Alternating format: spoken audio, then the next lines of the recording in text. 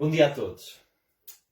Em Hebreus 4, versículo 12, diz-nos que a palavra de Deus é viva e eficaz. E a razão pela qual ela é viva é que mesmo tendo passado milhares de anos, a mensagem escrita nela continua a gerar vida e mais vida. E é quase como se fosse um manancial de águas, como a Bíblia tantas vezes cita, que nunca tem fim. E essa é a razão pela qual nós estamos motivados em buscar a direção de Deus e a sua voz diariamente. E ainda que possamos ler a mesma mensagem bíblica, como esta é viva e como esta é inspirada por Deus, ela vai gerar vida todos os dias. A mensagem nunca vai ficar gasta. E eu tenho plena certeza que vai acontecer hoje contigo a mesma coisa ao leres, ao ouvires esta mensagem. O texto que eu vou ler foi escrito há mais de 2500 anos pelo profeta Jeremias. E podes estar a pensar que passou muito tempo. E poderás até achar que é uma mensagem já com muito pó e muitas teias de aranha. Mas como Deus diz na sua palavra, a sua palavra é viva. E eu espero que ela te traga muita esperança, muita revelação e muita vida. Pegando na vida de Jeremias, a vida dele foi, como muitos sabem, difícil. Ele foi intitulado do profeta chorão. E isto porquê? Porque ele passou por várias dificuldades, nomeadamente ameaças, tentativas para o matarem, teve de fugir, foi preso, foi humilhado publicamente por um profeta, foi lançado num fosso, etc, etc. E porquê? Porquê é que será que ele teve uma vida tão complicada? O profeta, era a função dele servir de megafone de Deus.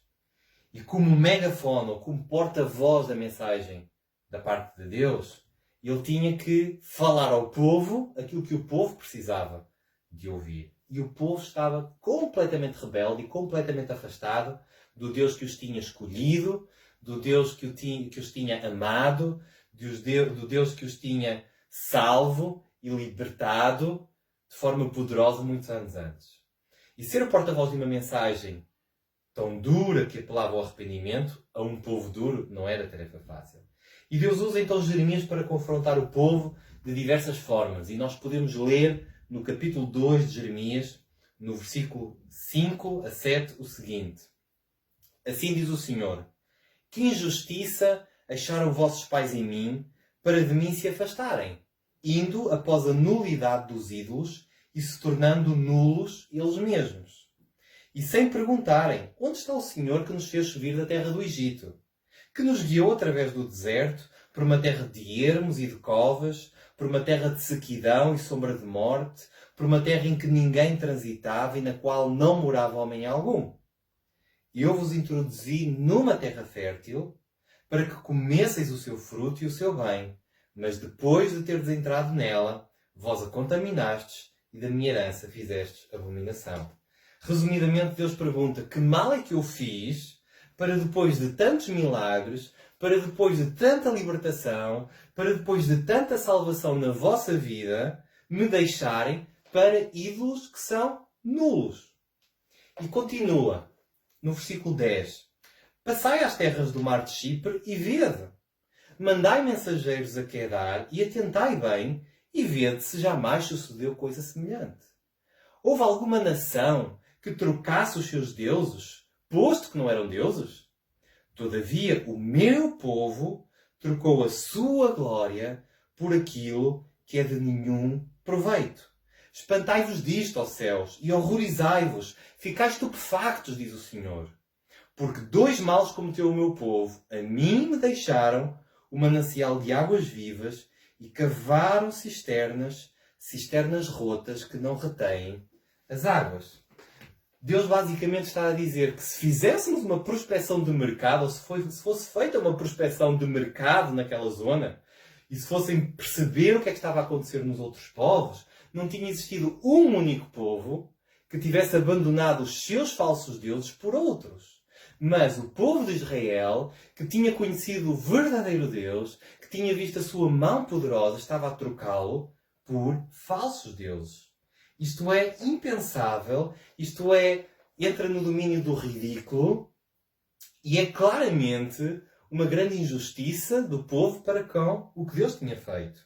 Consequência, o povo estava a cavar cisternas rotas que não retiam água e estavam a deixar o manancial de águas vivas, que era Deus.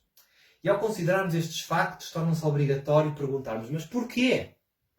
Porquê é que o povo tomou esta decisão? Seria um problema deste povo? Do seu DNA? E a resposta é que não. O povo de Israel é feito do mesmo DNA que nós somos feitos. E este é um problema transversal a todo o homem, a ti e a mim. E uma possível resposta que a Bíblia nos aponta é que todos nós temos tendência a adorar a Deus não por aquilo que Ele é, mas por aquilo que Ele nos pode dar. Nós amamos frequentemente Deus porque sabemos que Ele nos pode dar coisas boas. Ele nos pode dar dinheiro, Ele nos pode dar bens, Ele até nos pode dar outro tipo de bens não materiais, como saúde, família, alegria e paz num momento de dificuldade, como o que vivemos. E nós amamos a Deus porque vemos nele o meio para nós atingirmos os nossos fins. E quando os nossos objetivos não são atingidos, como qualquer objeto descartável e como aquilo que é feito hoje em dia na sociedade, quando algo não funciona, nós frequentemente deixamos Deus e corremos atrás de outras coisas que achamos que vão suprir as nossas necessidades. E nós aqui temos duas perspectivas, tanto numa situação quando tudo corre bem, ou noutra quando não corre e deixamos Deus. Em ambas nós podemos estar a ser idólatras. Porque quando tudo corre bem e buscamos a Deus, como forma de garantir que somos abençoados, o nosso ídolo não está a ser Deus, mas sim as coisas pelas quais estamos a correr e buscamos ajuda de Deus.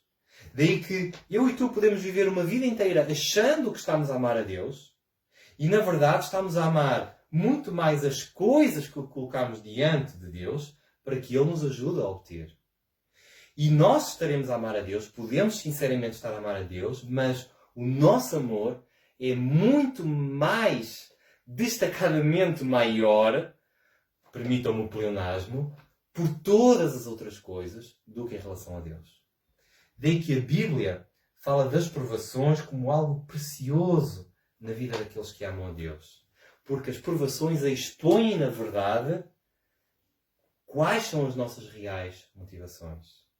E se as lutas surgem e todos os alvos pelos quais lutamos ao longo da vida começam a ruir e toda a nossa vida fica de cabeça para baixo, como está agora a acontecer com o Covid, e nós percebemos que ficamos desamparados, sozinhos, sem propósito na vida, sem significado, inseguros, claramente é sinal que o nosso ídolo não era Deus.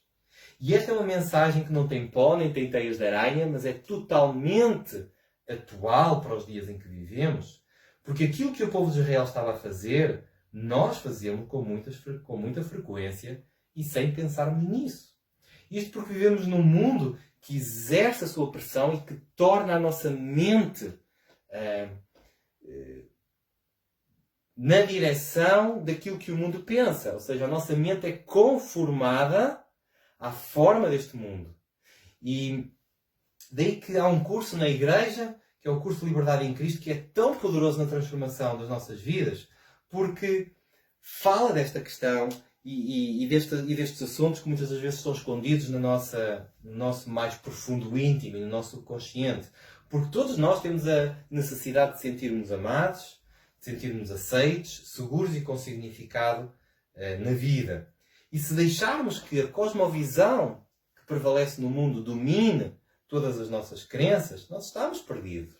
Porque vamos buscar suprir essas necessidades com aquilo que o mundo nos apresenta e vamos ter falsos deuses. Daí é tão importante deixarmos que as verdades da Bíblia definam em quem é que nós acreditamos e moldem todo o nosso caráter e forma de pensar segundo a palavra e não segundo o mundo. Como diz Romanos 12:2, não vos conformeis com o presente século, com o presente mundo, mas transformai-vos pela renovação da vossa mente para que experimenteis qual seja a boa, perfeita e agradável vontade de Deus. O povo de Israel estava a colocar Deus de lado E Deus diz que eles estavam a cavar cisternas rotas que não retêm água e tinham deixado o manancial de águas vivas. Mais à frente, numa época já pós-exílio, em Ageu, Deus diz algo semelhante. Em Ageu 1,6, Deus diz: tendes semeado muito e recolhido pouco. Comeis, mas não chega para fartar-vos. Bebeis, mas não dá para saciar-vos. Vestis-vos, mas ninguém se aquece. E o que recebe salário, recebe-o para pô-lo no saquitel furado. Que esta fase de crise que todos vivemos seja uma oportunidade de Deus para que a tua vida possa ser centrada nele, para que na tua vida tu te possas radicar nele, para que a tua mente possa ser cheia das verdades de Deus e para que tu firmes as tuas crenças nele ao tornar Deus o teu maior prazer na vida. Salmo 16:2, Davi diz a Deus: tu és o meu Senhor, outro bem não possuo, senão a ti somente. E por Davi dizer isto, por Davi dizer que Deus era destacadamente o seu maior bem, lemos no versículo 11 do mesmo Salmo, Davi a dizer que na tua presença, ou seja, na presença do Senhor que ele tanto amava, há plenitude de alegria e que na sua destra havia delícias perpetuamente. Por ele tornar Deus o seu maior bem, ele podia beneficiar desta alegria e destas delícias. E apesar de vivermos tempos completamente turbulentos, Deus pode fazer um milagre na tua vida. E eu creio que Ele pode, neste preciso momento, fazer esse milagre na tua vida.